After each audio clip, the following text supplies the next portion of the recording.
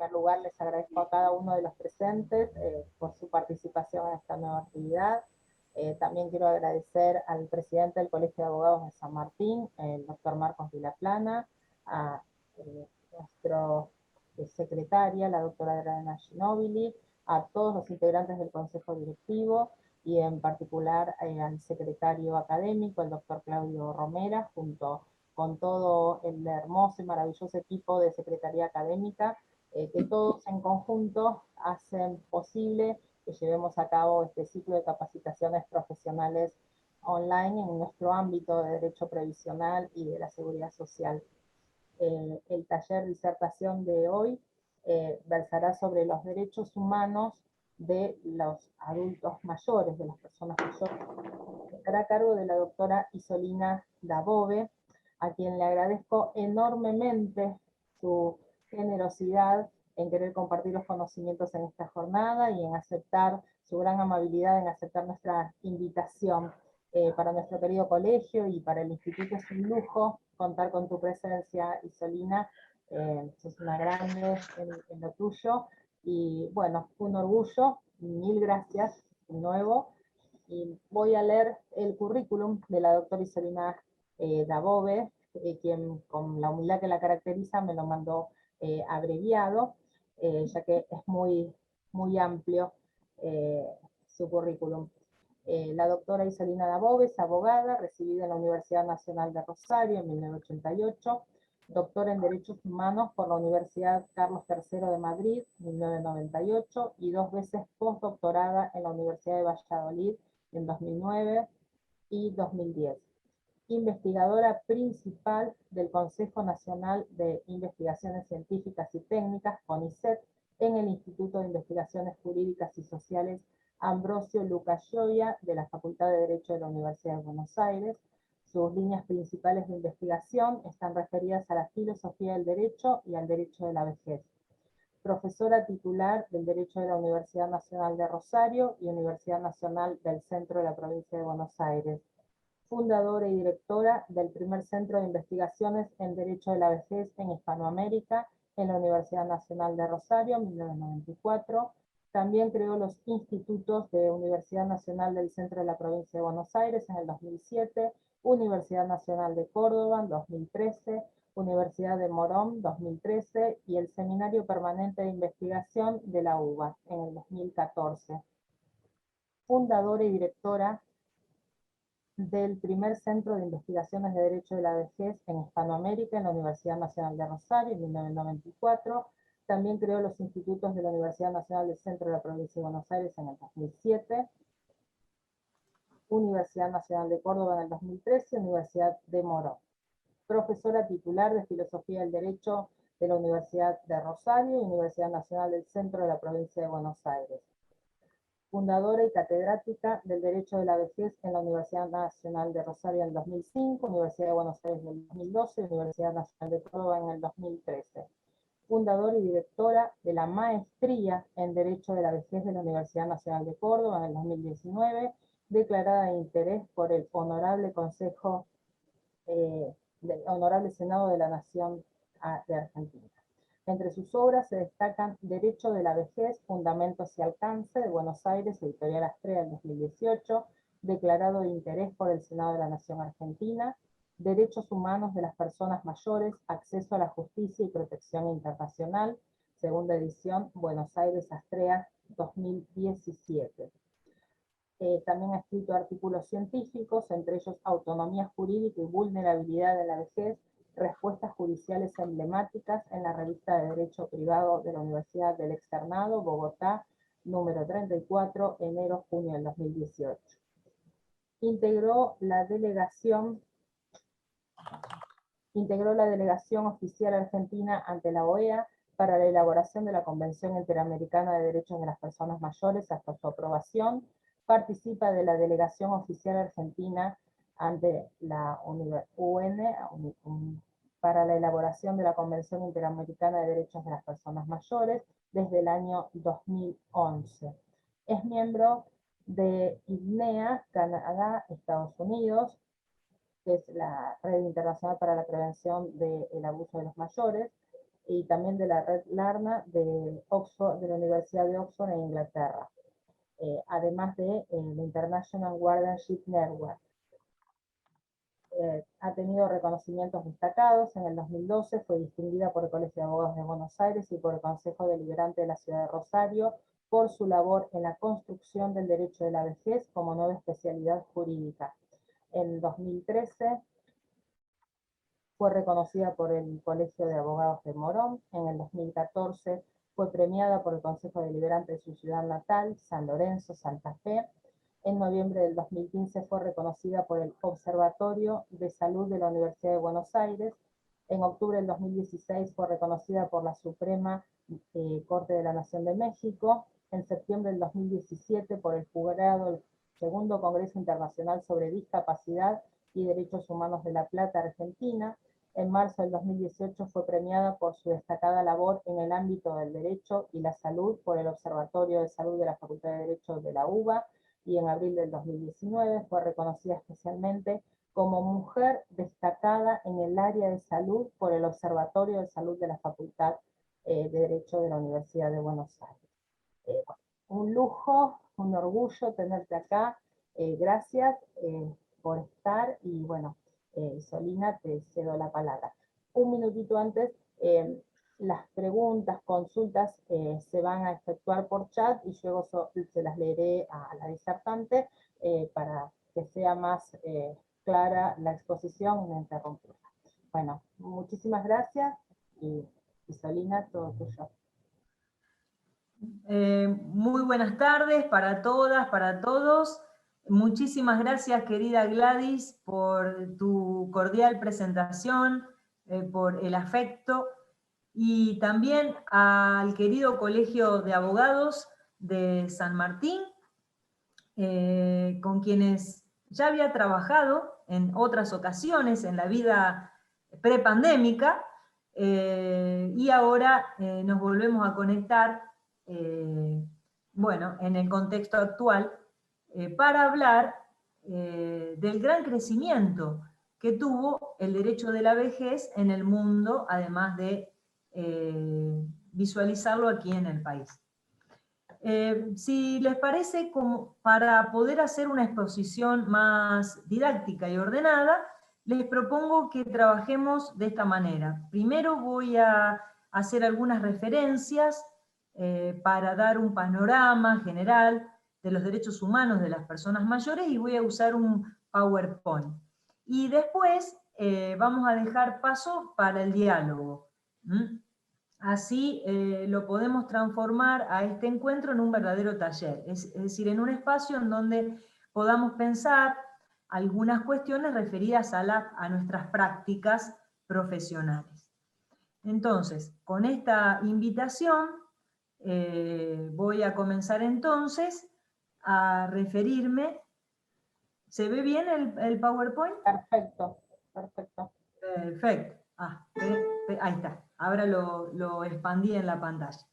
Entonces, como les decía recién, vamos a trabajar en relación a los derechos humanos de las personas mayores, que hoy están compendiados en una nueva rama que denominamos derecho de la vejez, y lo vamos a hacer en relación con la pandemia. No vamos a hablar de los derechos humanos de las personas mayores en general, sino en el contexto que estamos viviendo todos hoy, ya que, como vamos a observar, la pandemia tuvo su costado positivo, y ha sido el hecho de habilitarnos a una mejor y mayor toma de conciencia en torno a la condición jurídica de las personas mayores. Ahí en pantalla pueden ver mi correo electrónico, que con gusto lo comparto por si luego quieren estar en conexión. Entonces, decíamos que la pandemia es un escenario muy particular, no solo porque es extraordinario en materia de salud y en materia política, económica y jurídica, sino también porque en relación con la vejez ha permitido poner el foco, sin eufemismos, sin tapices, sobre la condición en la cual viven las personas humanas mayores. Es así que a lo largo de todo el año pasado, en el planeta hemos visto cómo se fue ganando en conciencia social respecto de las contradicciones y desigualdades estructurales en las cuales hoy viven las personas mayores en todo el mundo. No es solo una cuestión argentina. También estas contradicciones se muestran en países superdesarrollados, como pueden ser los del norte europeo o los del norte de América, o incluso los países asiáticos. Entre las contradicciones principales podemos destacar las que ven aquí en pantalla. La tensión entre un mundo demográficamente gerontologizado, es decir, envejecido, por eso hablamos de gerontoglobalización, como un fenómeno demográfico que además es revolucionario. No solo es revolucionario en Argentina, sino, insisto, en todo el planeta, y aquí especialmente resulta transformador en aquellos países con menor desarrollo, como pueden ser los países africanos, en donde la longevidad alcanzada no llega todavía a la de los países más desarrollados, como es el caso de Japón, Italia o Estados Unidos, pero ellos registran un creciente y muy sostenido fenómeno de crecimiento de la población mayor. Entonces, esta gerontoglobalización atravesada por la pandemia ha dado lugar, lamentablemente, a muertes crecientes en este sector de la población, aunque este año estamos viendo un escenario mucho más democrático, entre comillas, en el sentido de que ya no son solo las personas mayores las que se ven gravemente afectadas, sino también jóvenes, muchos jóvenes, que no siempre logran superar con éxito esta enfermedad. Por otro lado, la pandemia también ha puesto en crisis o en tensión un concepto sobre el cual venimos trabajando desde la gerontología y desde el derecho de la vejez, y que está plasmado en el tratado que en un ratito voy a presentar, es el concepto de vejez activa y saludable versus el concepto de población de riesgo, que vino a instalarse a partir de, bueno, el desgraciado hecho de ser las personas con sistemas inmunes frágiles quienes más se ven afectadas por el COVID. También hay una tensión importante entre la inclusión sanitaria preferente, que es exigida desde el derecho de la vejez, como vamos a ver en un ratito, versus las prácticas de exclusión terapéutica que han estado presentes a lo largo de todo el año. Seguramente ustedes habrán interpuesto algún amparo en salud en relación a la negación de algún recurso sanitario, pero esto, les aclaro, es mundial, no es solo un problema de Argentina. En eso no somos excepcionales. Y también la pandemia puso en evidencia la gran tensión cultural entre el respeto por todas las autonomías personales, menos la de los mayores, ¿no? Versus las decisiones intervencionistas que a cada rato se fueron tomando en Argentina y en el mundo, tanto a nivel familiar, doméstico, como a nivel político, ¿no? Motivada en, bueno, la manera en que la sociedad actual percibe a la vejez, y en un ratito vamos a hablar de eso. Entonces, la pandemia puso en evidencia esa tensión, pero lo hizo en un marco muy promisorio en el campo jurídico para nuestra región, dado que esta pandemia irrumpe en el momento en que está en vigor el primer tratado completo de derechos humanos específicamente referido a las personas mayores, que coloca a toda América a la vanguardia, ¿no?, del reconocimiento de los derechos para este sector. Esa convención, la ven ahí en pantalla, el título oficial es Convención Interamericana sobre la protección de los derechos humanos de las personas mayores, que ha sido incorporado en Argentina a través de la Ley Nacional 27360 en el año 2017 y que hoy cuenta, por esa razón, con jerarquía supralegal.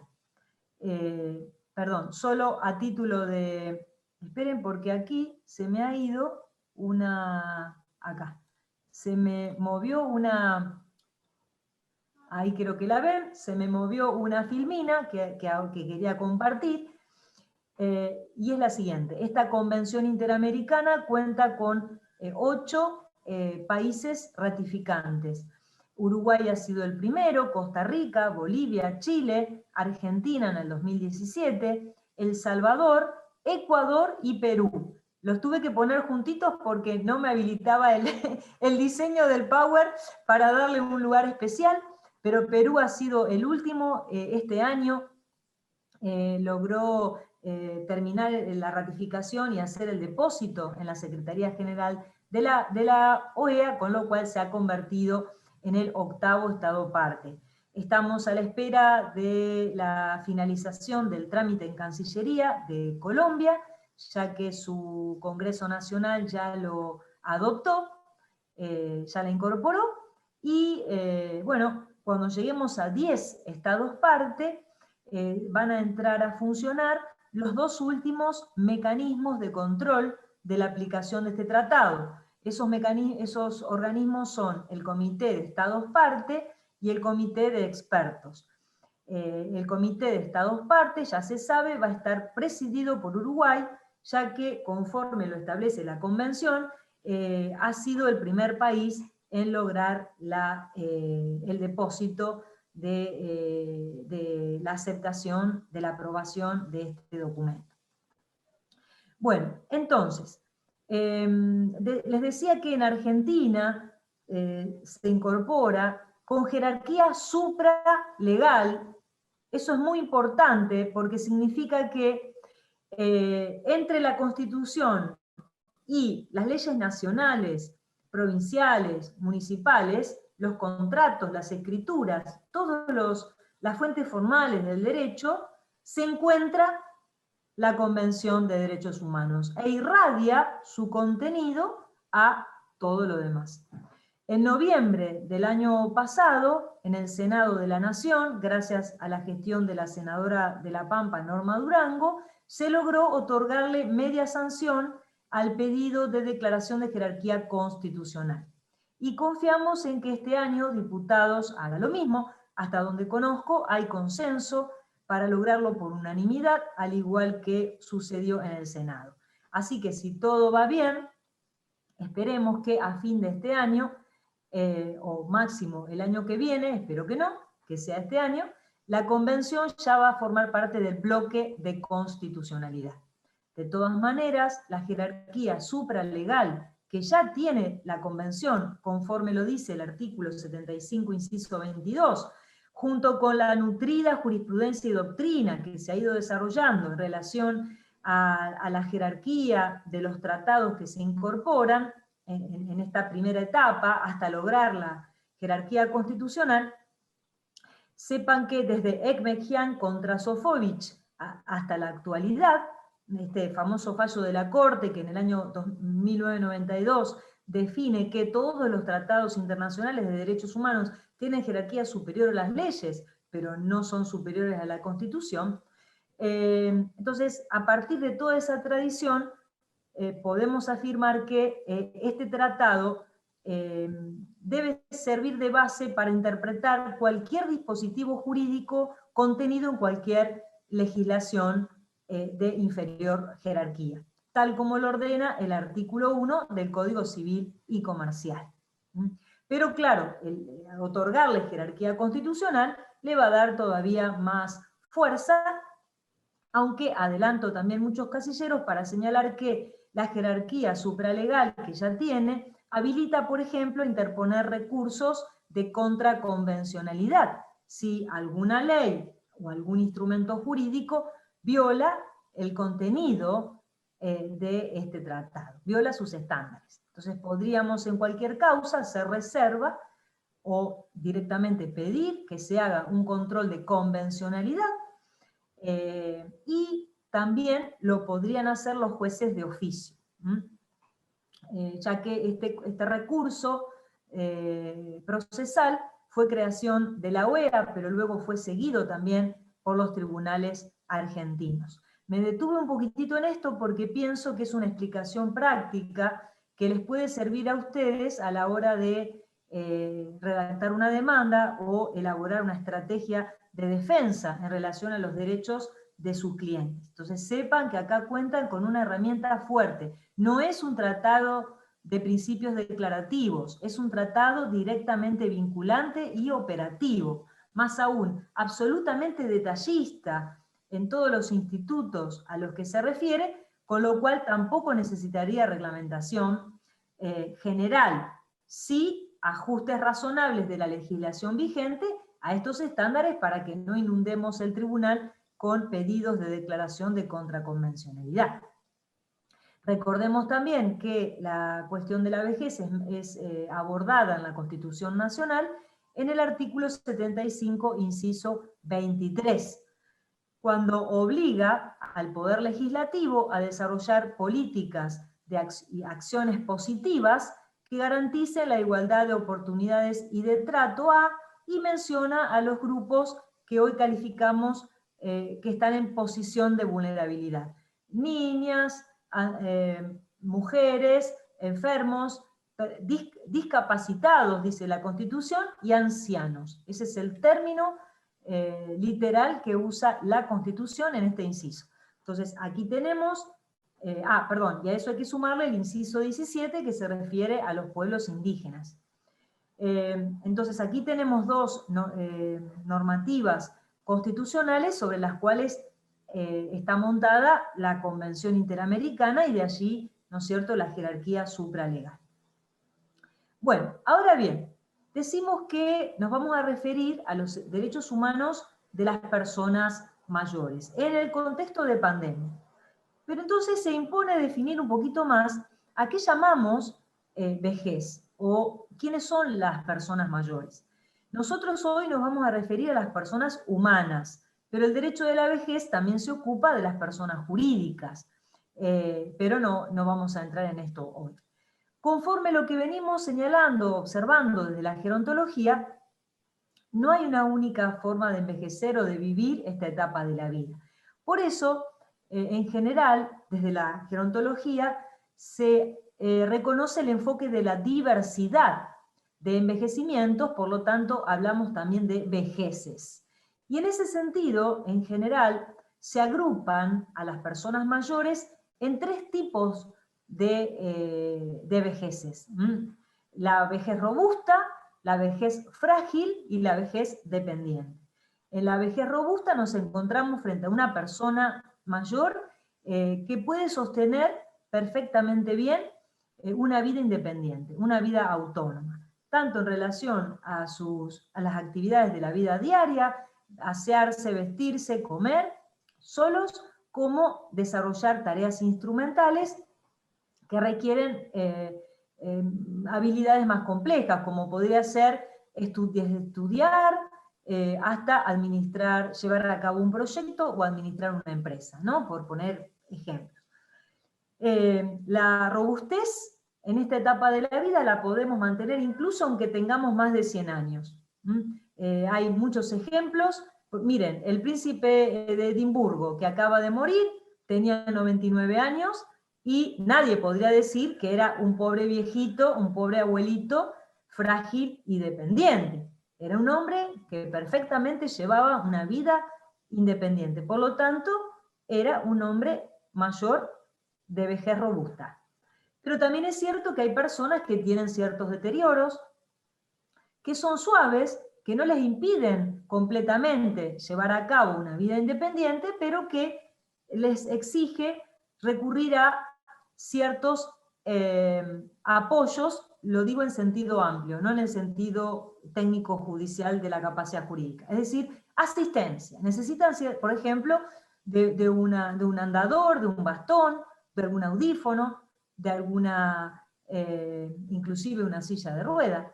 Pero en la fragilización no están dadas las condiciones para que esa persona no pueda seguir desarrollando la vida por sí misma, y mucho menos le impide discernir, comprender la realidad y tomar decisiones por sí misma. Entonces, pero decimos que es frágil porque necesita cierta asistencia, ya sea tecnológica o de maquinaria, o bien personal. Puede ser que alguna persona la ayude con algunas tareas. El último grupo es el de las personas que sí viven una situación de dependencia. Generalmente esto va asociado a deterioros cognitivos.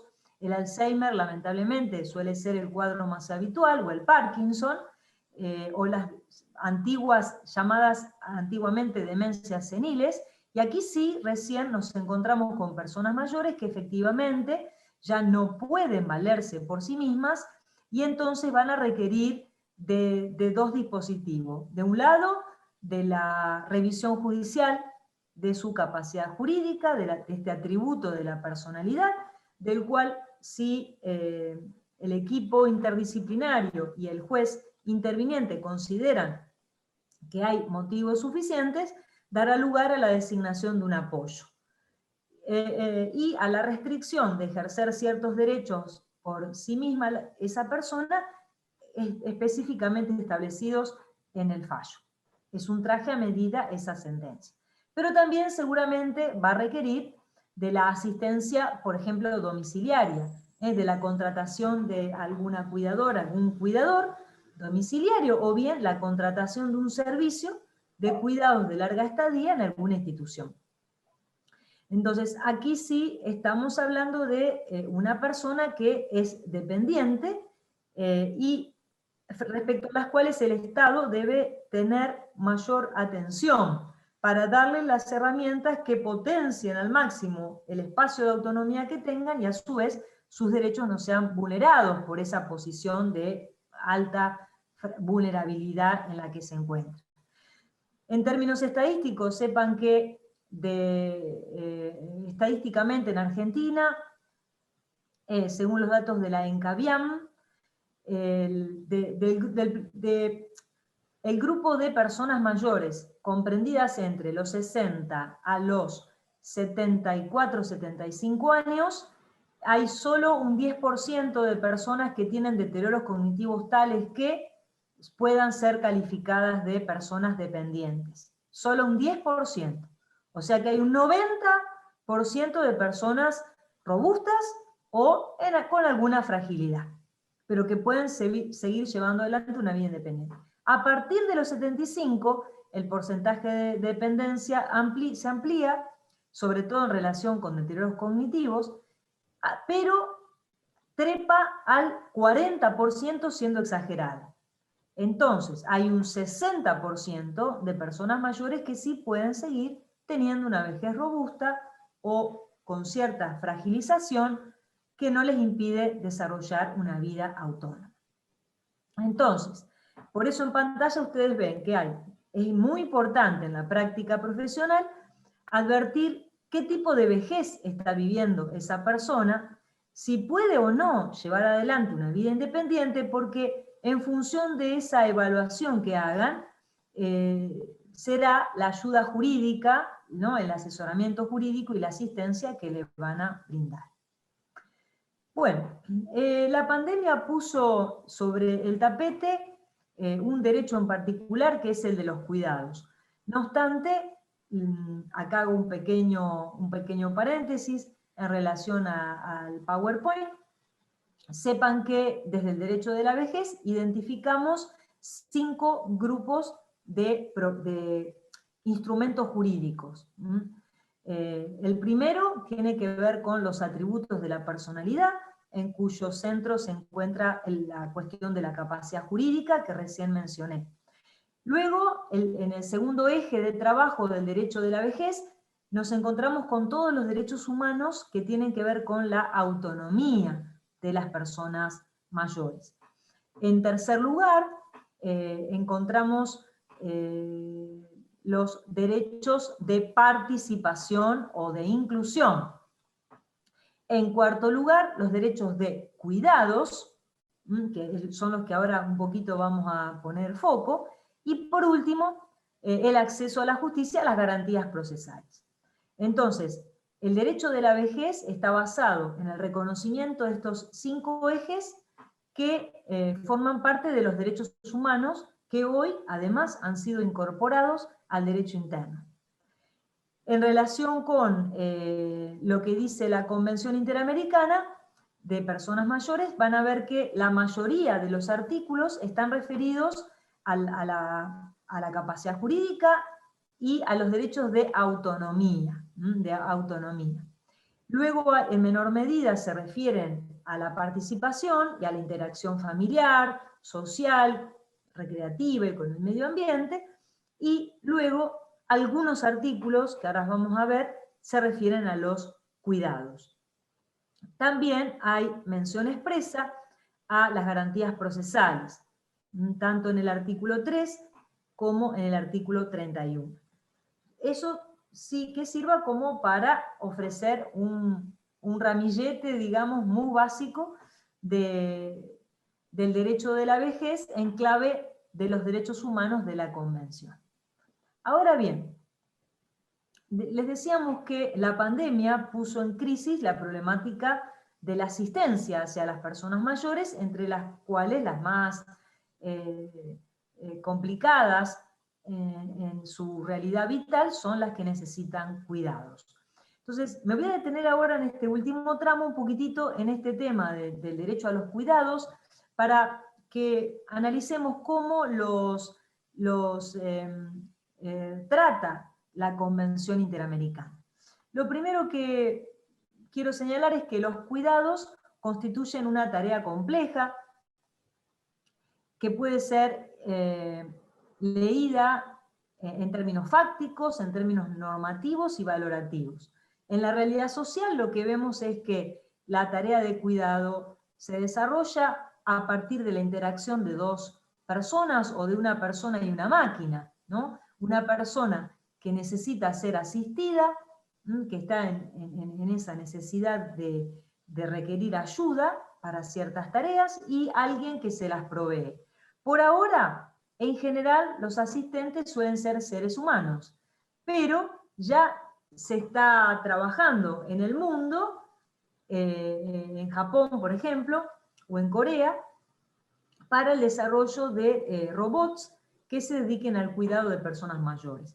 También ayer o antes de ayer leí una noticia en el diario que decía que en Etiopía, si no recuerdo mal, se estaban implementando robots que ayudan a tomar la temperatura y a cuidar a las personas que están internadas por COVID, cosa que me llamó muchísimo la atención porque es un objeto de lujo, ¿no? En una realidad económica muy pobre, pero parece que lo están desarrollando también a manera experimental, ¿no? Sin que vulneren la dignidad de las personas.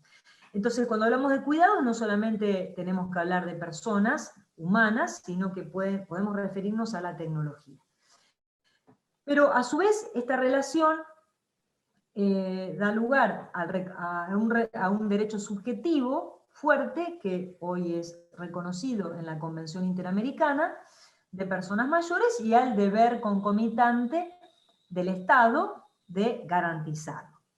Así como también la tarea de asistencia y cuidado tiene un enfoque valorativo que está centrado en la persona, en la escucha y en el respeto de los deseos y de la forma de vida de esa persona mayor, que es la necesitada de atención. En la Convención Interamericana se van distinguiendo fases en la atención. Los artículos de la Convención que se refieren a este tema son varios. Uno es el artículo 2, que contiene un glosario de palabras clave, en donde se define la persona mayor, pero también se define qué es el envejecimiento, qué significa los cuidados de largo plazo, entre otras palabras clave.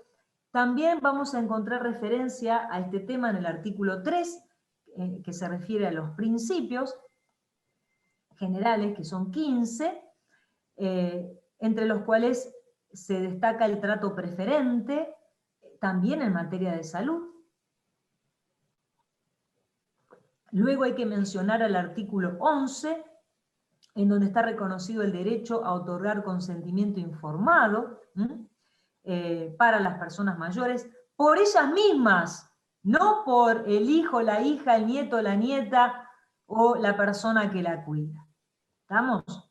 Es la persona mayor la titular, aunque aparentemente no comprenda, no entienda, como se dijo recién de las personas con capacidades especiales, no entiende. Bueno, bromas aparte, el artículo 11 de la Convención es muy importante, el artículo 12, que se refiere a los cuidados de largo plazo, en los geriátricos, en el domicilio, primero en los geriátricos, y también aquí se habla de los cuidados paliativos, que deben ser garantizados por el Estado. También vamos a incluir el artículo 29 de la Convención, que se refiere a los cuidados en situaciones de emergencia y catástrofes, como la que estamos viviendo. Y por último, el artículo 4, en donde están explicitados los deberes del Estado, y entre otros, en relación a los cuidados, además de la obligación de no abandonar a la persona, claramente, de manera explícita, se pide que los Estados erradiquen, en la medida de lo posible, las prácticas de las sujeciones, la infantilización, el otorgamiento de tratos desproporcionados en relación al cuadro que vive la persona, entre otros deberes explícitamente impuestos. Me refiero a las sujeciones en particular porque es muy frecuente que frente a una persona mayor muy dependiente se admita como válida la práctica de atar a esa persona, ya sea con cuerdas, literalmente, o con chalecos químicos, a fin de garantizar el deber de seguridad. Ojo con esas prácticas porque hoy podrían ser catalogadas en función de la Convención como un trato inhumano, cruel y degradante, como un hecho de violencia, y además se podría condenar al Estado por no garantizar. Bueno, entonces, en materia de asistencia y cuidado, conforme lo puso en evidencia la pandemia, se van desarrollando los derechos teniendo en cuenta estas etapas, la de prevención, la de la asistencia en sí misma, los cuidados paliativos y luego la muerte, ¿no? El acompañamiento, diríamos, respecto de la muerte. Por otro lado, también es importante pensar el ejercicio de los derechos en los contextos, en diferentes contextos, no solo en relación con la persona, sino también en relación a su hábitat. No es lo mismo una persona que vive en un hogar independiente a aquella que cuenta con apoyos domiciliarios o si estamos frente a un hogar compartido con otras familiares, o si la persona cuenta con la asistencia de un centro de día o bien vive en una residencia de larga estadía. Como les mencionaba, la Convención en el artículo 3 reconoce algunos principios, son 15, los que me parecen más relevantes son los que están para este tema, este panorama muy apretado de los derechos humanos en tiempos de pandemia. El primero es la igualdad y la no discriminación, este es el sentido básico que permite luchar contra los viejismos, que es la raíz de estas contradicciones que veíamos al principio, la exigencia de garantizar buen trato, la atención preferente en todos los planos, también en materia de salud y también en materia jurisdiccional, y la obligación de dar respuestas expeditas, rápidas, máxime si está en juego la vida de la persona mayor. Esto lo van a ver de manera explícita, sobre todo en el artículo 31. Bueno, la prevención, como veníamos diciendo, ¿cómo se desarrolla? En la prevención se ponen en juego todos los derechos vinculados a la persona mayor. De modo que repasamos, según la Convención Interamericana, allí ustedes ven en pantalla los artículos, el 2, el 3, el 5, el 6 y el 30. La persona mayor tiene derecho al respeto de su identidad, a ser llamada por su nombre y no como abuelito o abuelita, si no lo es, no es mi pariente, y en ese grado, a considerar su lugar en el mundo como su domicilio, aunque este lugar sea un geriátrico, a un estado civil, lo que impide llamar abuela o abuelo si no soy su nieta, a atender a su capacidad jurídica. Sabemos que la vejez por sí sola no limita el poder de ejercer derechos y contraer deberes.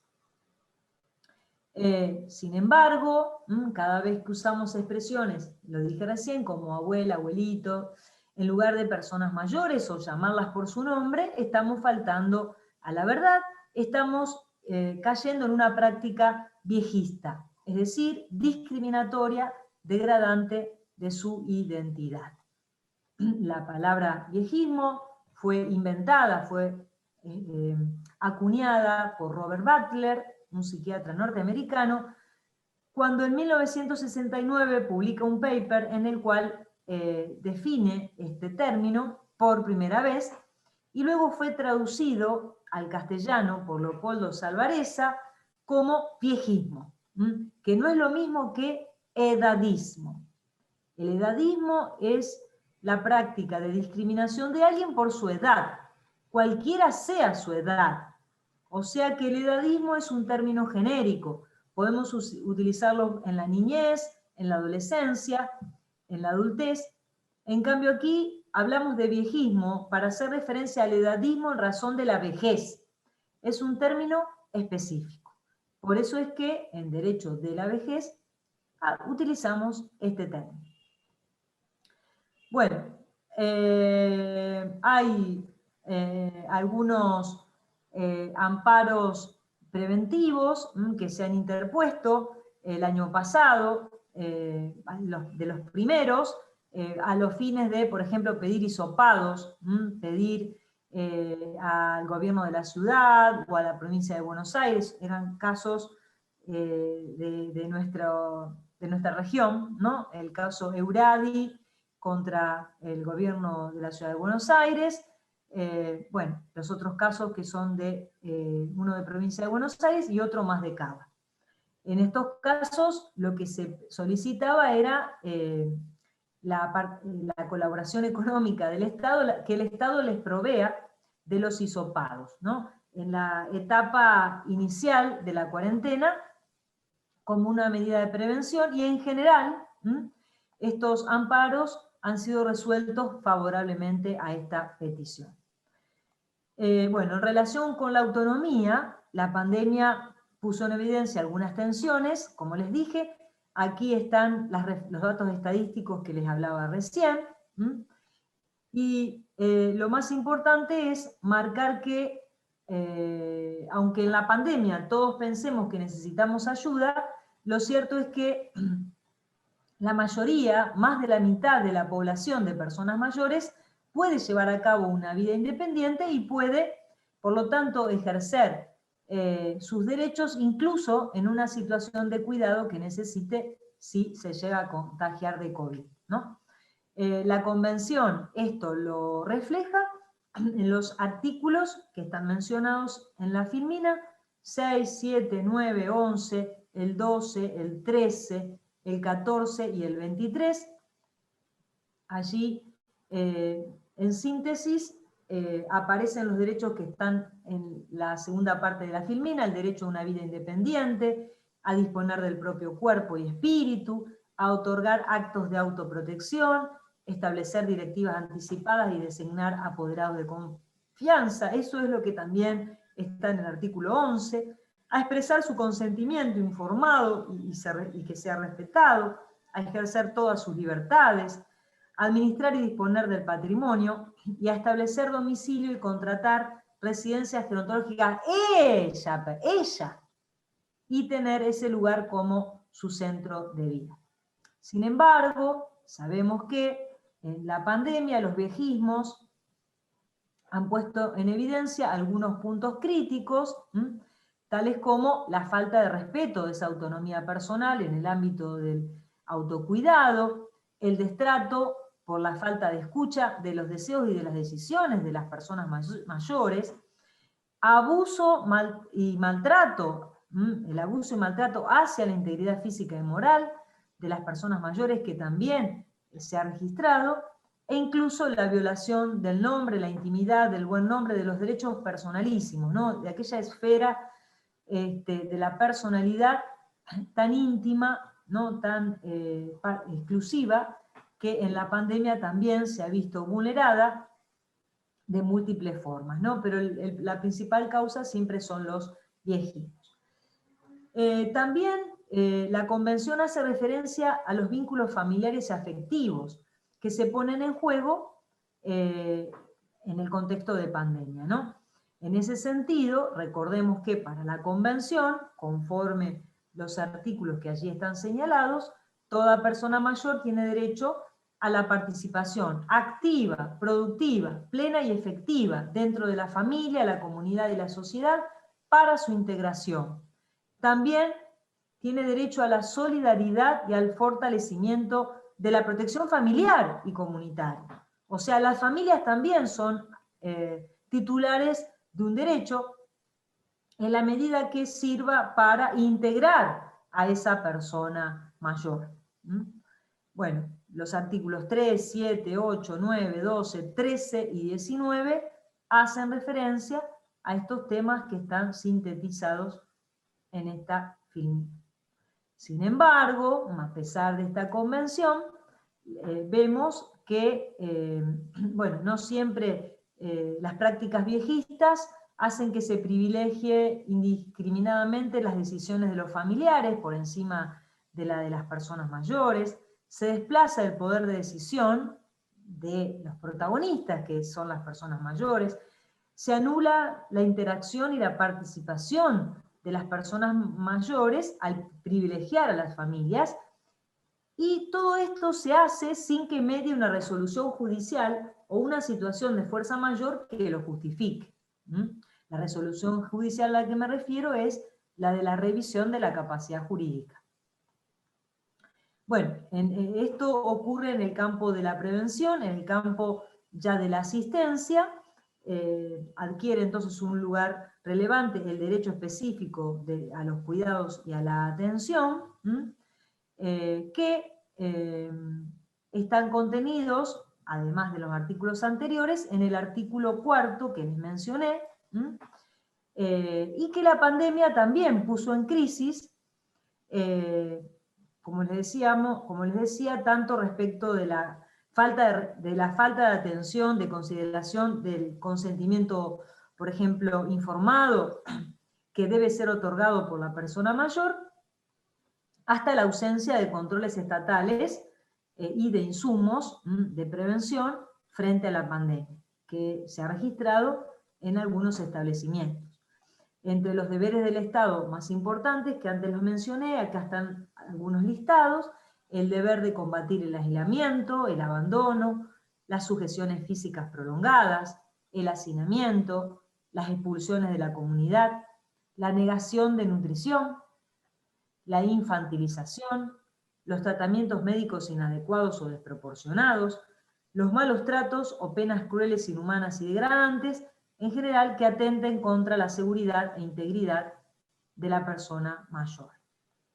En relación con los cuidados paliativos, les dije que tanto el artículo 2 como el artículo 12 hacen referencia explícita al deber del Estado de garantizar el acompañamiento de la persona en proceso de muerte, pero también el acompañamiento a los familiares y afectos, ¿no? Esto está explícitamente detallado en el artículo 12. También hay referencias en relación a la muerte y a las exequias, en el artículo 6, que en algunos de los tramos lo transcribí. Dice: los estados parte adoptarán todas las medidas necesarias para garantizar a la persona mayor el goce efectivo del derecho a la vida y el derecho a vivir con dignidad hasta el fin de sus días, en igualdad de condiciones con otros sectores de la población. Los estados parte tomarán medidas y salteo hasta llegar a lo rojo, que eviten el aislamiento y manejen apropiadamente los problemas relacionados con el miedo a la muerte, de los enfermos terminales, el dolor, y eviten el sufrimiento innecesario y las intervenciones fútiles e inútiles, de conformidad con el derecho de la persona mayor a expresar el consentimiento informado. Como ven, lo que les estoy reseñando tiene correlato textual en los derechos humanos que están hoy recogidos en la Convención. En síntesis, y voy cerrando, vivimos en un mundo geronto globalizado, pero que está atravesado por una cultura viejista, porque se sigue concibiendo a la vejez como enfermedad, decadencia, segunda infancia, inutilidad, pasividad, costo o carga social. En suma, como etapa que se vive en el mayor estado de fragilidad e independencia. Todo lo cual es epistemológicamente inconsistente y además contrario a derecho, es decir, ilegal e injusto, como hemos visto pasando revista al derecho de la vejez y a la Convención. El artículo 32 de la Convención nos obliga a todos, al Estado, a la sociedad civil, a los colegios profesionales, a las universidades, ONGs, a toda la sociedad, a combatir los viejismos, implementando políticas públicas en todos los ámbitos en relación con la pandemia en materia de salud no asistencialistas. A trabajar en la prevención, asistencia y cuidados centrados en la persona mayor y a dar un trato respetuoso a sus exequias. Cierro proponiéndoles un trato, que lo venimos postulando desde el año pasado, que hagamos un trato, que consiste en trabajar para desterrar a los viejismos a fin de construir una sociedad coherente e inclusiva, a trabajar para cuidar con respeto a la identidad, mirando a la persona. Bueno, nada más, dejo de compartir y quedo abierta para los minutos que quedan, muy pocos, lamentablemente, porque tengo a las 19:30 otra reunión. Pero quedo abierta, no sé, Gladys, si, cómo vamos a hacer esta parte del diálogo. Sí, bueno, muchísimas gracias, excelente, claro, bueno, es muy de actualidad y defendamos no a los viejismos. Acá me están escribiendo en un chat, no sé, dice Galaxy A20, no sé quién es la doctora o doctor Galaxy A20. ¿Nos podría sugerir algún fallo en el cual se haga hincapié a la respuesta rápida y expedita que se debe dar a un adulto mayor en proceso judicial cuyo objeto es de carácter patrimonial? Sí, sí, les puedo mencionar ahora mismo el primer fallo que dictó la Corte Interamericana, que pueden usar ustedes como bandera, ¿no? Referida al derecho a la asistencia sanitaria de una persona mayor que murió a causa de mala praxis. Es el caso Poblete Vilches contra Perú. Se los voy a anotar aquí. Poblete Vilches. Perdón, contra Chile. Dije contra Perú, pero es contra Chile.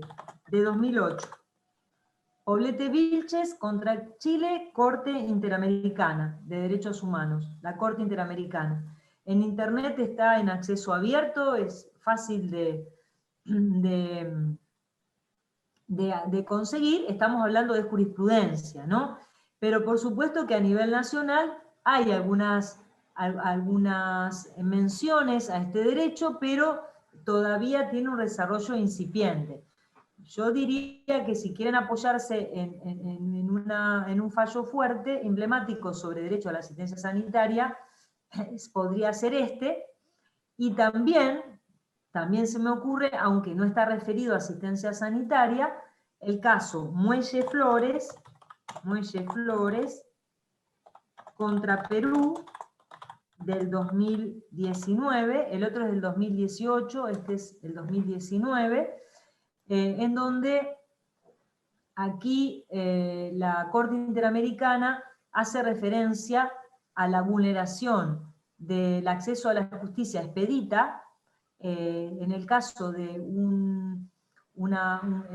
del señor Moisés Flores, que tardó 24 años en poder disfrutar sin interrupción de su pensión. Se trataba el caso de un señor que había accedido a una pensión en el régimen de una especie de AFJP, una empresa privada, trabajó en una empresa privada la cual luego le reconocía el derecho a pensión, ¿no? Empezó a cobrarlo, la empresa entra en quiebra, en concurso, quiebra y le retira el pago. A partir de allí, Muelle Flores tarda unos más de 20 años litigando. En el interín, bueno, padece una discapacidad que lo coloca en una situación más grave de vulnerabilidad, y así hasta que llega a la Comisión Interamericana y luego a la Corte Interamericana. Allí, en ese fallo también, van a poder tener fundamentos más jugosos, ¿no es cierto?, sobre los estragos que causa la falta de rapidez de respuestas a lo largo de todo el proceso, los trámites de reclamación administrativos y judiciales. Esos son, yo diría que esos son los casos emblemáticos. Nos pregunta el doctor o doctora Pereira, porque me pone M. Pereira, así que no lo puedo identificar. Con la resolución de PAMI efectiva del 1 de marzo del 2021, que deja el 30% de internación domiciliaria, estaría en total contravención. Es una aclaración que hace. A ver, vos sabés que te estoy escuchando con ¿Delay? sí, a ver si me podés repetir la pregunta. La pregunta, en realidad es como una afirmación. Con la Sí. resolución de PAMI efectiva del 1 de marzo del 2021, que deja el 30% sin internación domiciliaria, estaría en total contravención. Se refiere a la... Sí, perfecto, sí, ya la entendí. Y evidentemente sí. A ver, por supuesto que esto que digo es genérico, hay que ver caso a caso. Supongo yo que esta reducción tiene que ver con la cuestión económica, ¿no?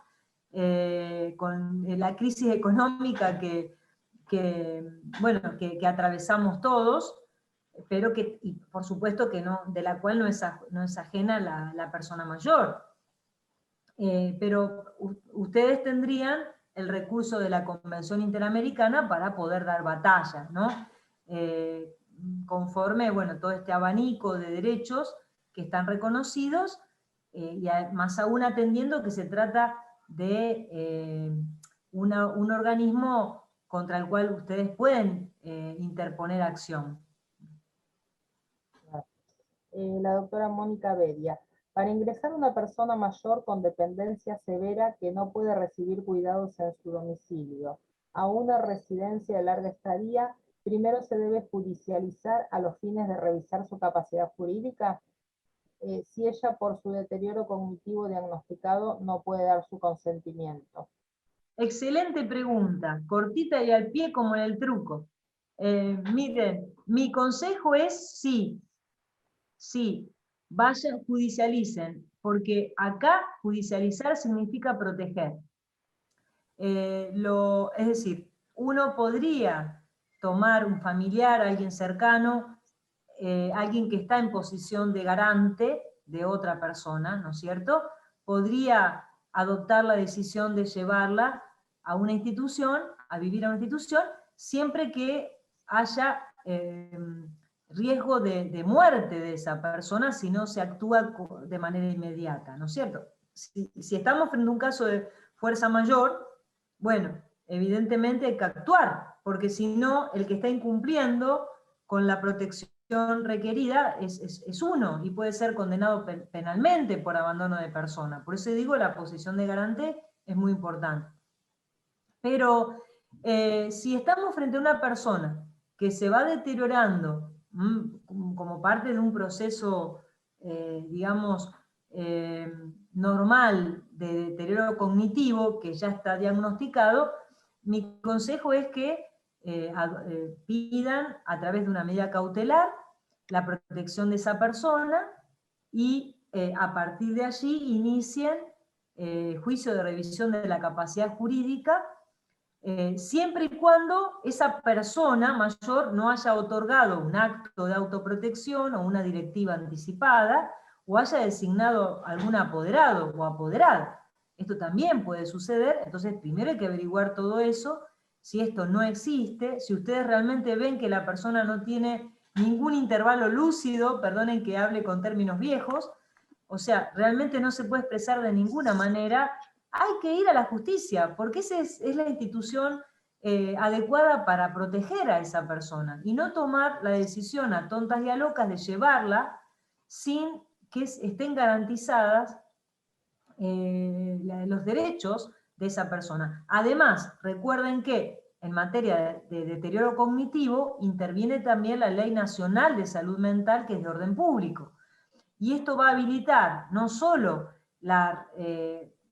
digamos, la apertura del juicio de revisión a la capacidad, sino también le va a otorgar a esa persona que va a ser llevada, digamos, más allá de su voluntad, a un establecimiento geriátrico con servicios de cuidado por deterioros cognitivos, con apoyo psiquiátrico, dice la ley de Cava, le va a proveer del abogado del artículo 22, que se va a encargar de ir al lugar, de hablar con la persona, de hablar, de conocer, de relevar el establecimiento para saber si efectivamente está bien cuidado.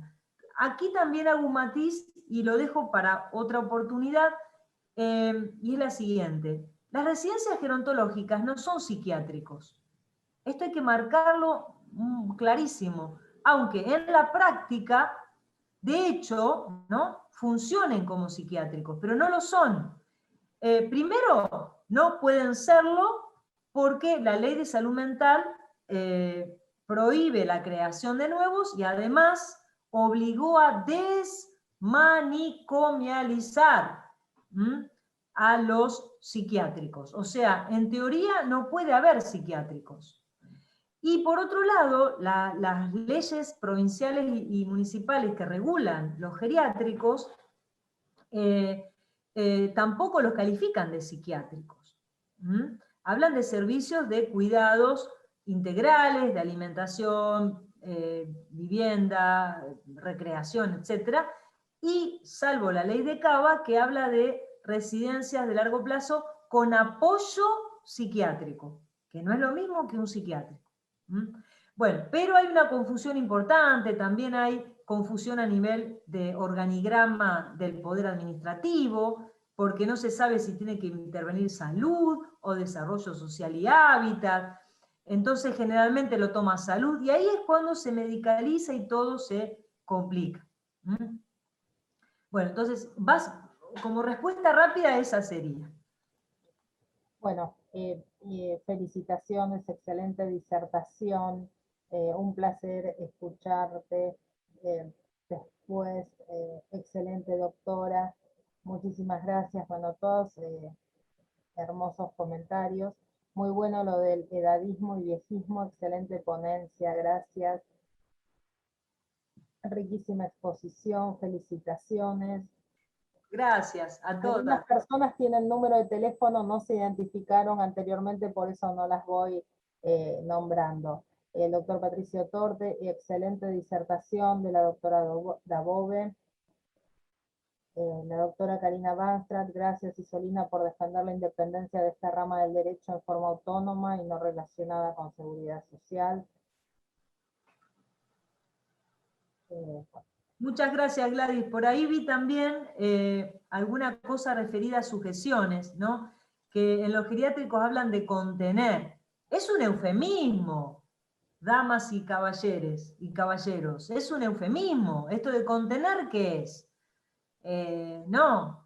Bueno, el tema sujeciones también da para mucho. Solamente lo dejé así reseñado, puesto sobre la mesa. Pero sepan que en el marco de la Sociedad Argentina de Gerontología y Geriatría hay un grupo que se llama Desatar, que está trabajando fuertemente en el apoyo, dando apoyo judicial, ¿no?, para evaluar los pedidos de sujeciones que por la ley de Cava hacen algunos geriátricos. Hacen junto con este grupo evaluaciones interdisciplinarias y además le proveen al juez de alternativas para que éstas sean transmitidas al geriátrico en cuestión, ¿no? Pero bueno, ahí también hay un campo enorme sobre el cual podemos seguir trabajando en otras oportunidades. Otro tema, sí. Ahora lo leí cuando hablan de que los atan y amarran en los geriátricos, ya está, ya lo. Desde San Luis te agradecen, excelente la doctora Mariana Sosa Fáguez, excelente disertación. También tenemos gente de Córdoba, de Rosario, la doctora Claudia Pons, la doctora Laura Trimucci, están también el secretario de Fiscalía, el doctor Patricio Torti, el doctor Javier Picone, secretario de la sala 3 de la Cámara. Bueno, todos Bueno, saludos y agradecimiento, y bueno, creo que no me quedó ninguna pregunta. Sé que tenés un compromiso, que ya estás excedido en tiempo, así que bueno, te agradezco muchísimo, gracias a los participantes, excelente como siempre, y bueno, da muchos temas para seguir conversando. Mil gracias, mil gracias. El tema del PowerPoint, no sé si lo vas a dejar, igualmente la charla queda subida a YouTube y ahí se va pasando el PowerPoint. Cualquier cosita, calculo que entre hoy y mañana ya está subido. Así que bueno, muchas gracias, te despedimos con un aplauso enorme. Infinitas gracias. Gracias a todos por estar. Muchas gracias a ustedes. Quiero dejar un pequeño saludito a Juanita Bochicho y a Erika Telo de Rosario, que son compañeras.